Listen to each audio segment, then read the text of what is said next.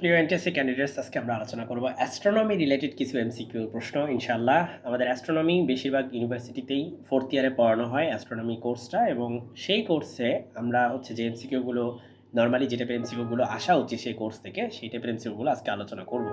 আমাদের প্রথম প্রশ্নটাই হচ্ছে, একটি নক্ষত্রের লুমিনোসিটি এবং এর দূরত্বের বর্গের ব্যস্তানুপাতিক সম্পর্ক দিয়ে নিচের কোনটি পরিমাপ করা হয়? বাই দ্য ওয়ে, আগে একটু বলে রাখি, এটা এনটিএসসি ফিজিক্স পরীক্ষার প্রিপারেশনের জন্য আমাদের এই ভিডিওগুলো। আমাদের চ্যানেলটি সাবস্ক্রাইব করে রাখবেন যদি আপনি একজন এনটিএসসি ক্যান্ডিডেট হন বা বাংলাদেশের যে কোনো রকম চাকরি পরীক্ষার্থী হন ফিজিক্স রিলেটেড। সো কোয়েশ্চেনটা আমি আবার একবার পড়তেছি। একটি নক্ষত্রের লুমিনোসিটি এবং এর দূরত্বের বর্গের ব্যস্তানুপাতিক সম্পর্ক নিচের কোনটির পরিমাপ করা হয়? এটা হবে অ্যাপারেন্ট ব্রাইটনেস। আমি সামনে এগুলো নিয়ে আলোচনা করবো ইনশাআল্লাহ। অ্যাস্ট্রোনমি কোর্স নিয়ে আমাদের ভিডিও আসবে। আমাদের একটা চ্যানেল আছে এনইউ ফিজিক্স ক্লাসরুম, সেই চ্যানেলে আমরা অ্যাস্ট্রোনমি রিলেটেড ভিডিও করবো ইনশাআল্লাহ। আপনারা চ্যানেল সাবস্ক্রাইব করে রাখতে পারেন। সো এটা আমি যেটা বললাম যে অ্যাপারেন্ট ব্রাইটনেস বা এটাকে আপাত বলতে পারেন, অ্যাপারেন্টের বাংলা আর কি, আপাত উজ্জ্বলতা এভাবে ভাবতে পারেন যদি বাংলায় আসে আর কি শব্দটা। এর পরের প্রশ্ন, কোনো কৃষ্ণ গহ্বরের চারপাশে অ্যাক্রিশন ডিস্ক থেকে নির্গত বিকিরণ প্রধানত কোন তরঙ্গদৈর্ঘ্যের হয়? কোনো কৃষ্ণ গহ্বরের চারপাশের যে অ্যাক্রিশন ডিস্ক থেকে যেই বিকিরণটা নির্গত হয় সেটা এক্স রে ক্যাটাগরির হয়, এক্স রে তরঙ্গদৈর্ঘ্যের রেঞ্জে হয়। এরপরে প্রশ্ন হাবল লেমেত্র ধ্রুবক এইচ নট এর মান মহাবিশ্বের কোন বৈশিষ্ট্যটি নির্দেশ করে?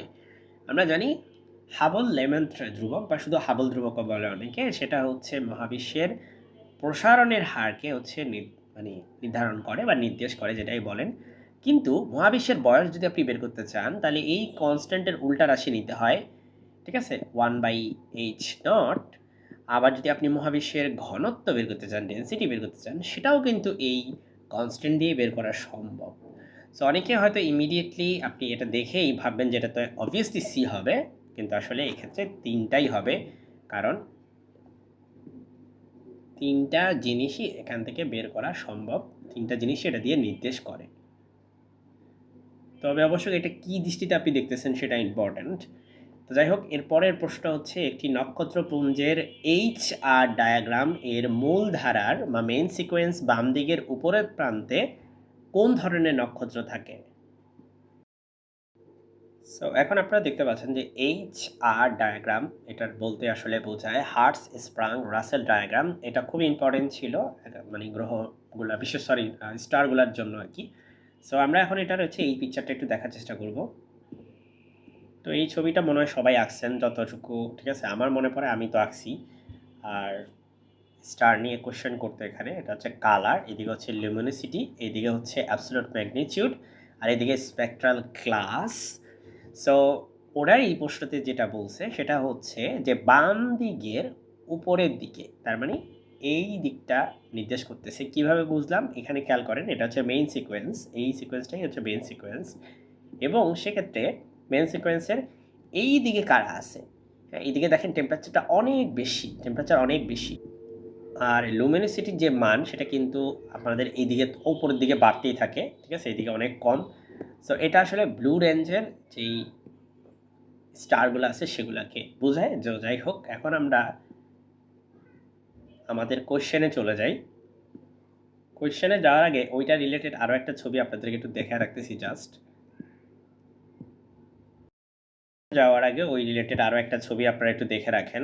একই এটা দেখতে একটু আরেকটু ডিফারেন্ট একটা ভিউ পাওয়া যাচ্ছে, তাই এটাও দেখিয়ে রাখলাম আপনাদেরকে।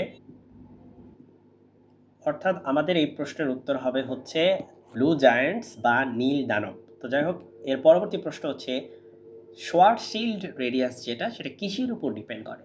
এটার জন্য আমরা শোয়ারশিল্ড রেডিয়াসের যে ফর্মুলা সেটা লিখে ফেলি, R(s) = 2gm/c²। এই ফর্মুলা থেকে আমরা দেখতে পাচ্ছি সি স্পিড অফ লাইট, জি মহাকর্ষীয় ধ্রুবক, সুতরাং এম বস্তুর ভরের উপর ডিপেন্ড করে, এবং এটা এই যে বি নাম্বারে আছে। সো বাকিগুলো উত্তর হবে না, এটা আপনার ফর্মুলা দেখেই কিন্তু বুঝতে পারবেন। এরপরে আমাদের বলছে মহাবিশ্বের অধিকাংশ অঞ্চল জুড়ে থাকা ডার্ক এনার্জি কিসের জন্য দায়ী বলে মনে করা হয়? ডার্ক এনার্জি মহাবিশ্বের ত্বরান্বিত প্রসারণ, মানে মহাবিশ্ব শুধু প্রসারিত হয় না, সে কিন্তু ত্বরণে প্রসারিত হয়। সো এটা হচ্ছে বি হবে উত্তর। ডার্ক এনার্জিকে মহাকর্ষ বলের বিপরীত শক্তি বলে চিন্তা করা হয়। মহাকর্ষ বল সবকিছুকে বাইন্ড করে রাখে আর ডার্ক এনার্জি সবকিছুকে দূরে সরিয়ে নেয়। তবে এখানে একটা ইম্পর্টেন্ট ইনফরমেশন আপনাদের দেই যে যেই স্টারগুলো খুব কাছাকাছি বা লেটস সে যেই গ্যালাক্সিগুলো কাছাকাছি তারা কিন্তু একজনের দিকে একজন আসতে থাকে, সেখানে মহাকর্ষ বলের প্রভাবটাই বেশি। কিন্তু যারা অনেক দূরবর্তী তাদের ক্ষেত্রে ডার্ক এনার্জির হচ্ছে প্রমিনেন্ট ভূমিকা পালন করে, তার মানে তারা কিন্তু দূরে সরে যায়। সো আমাদের নিকটবর্তী গ্যালাক্সি অ্যান্ড্রোমেডা কিন্তু ঠিকই আমাদের দিকে আসতেছে, কিন্তু আমাদের দূরের যে গ্যালাক্সিগুলো সেগুলো কিন্তু ঠিকই দূরে দূরে চলে যাচ্ছে।